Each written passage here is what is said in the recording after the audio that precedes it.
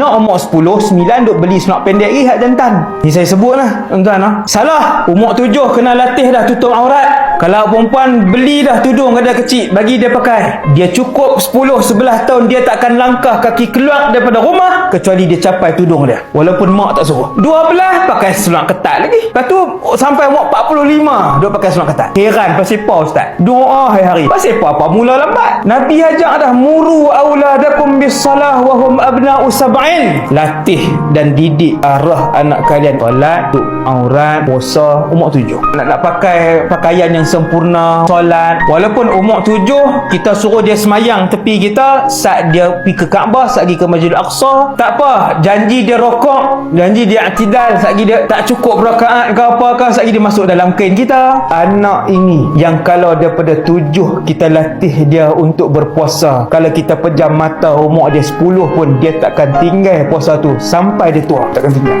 Ni mak ayah cerdik akhirat, bukan cerdik nega saja, kena cerdik akhirat.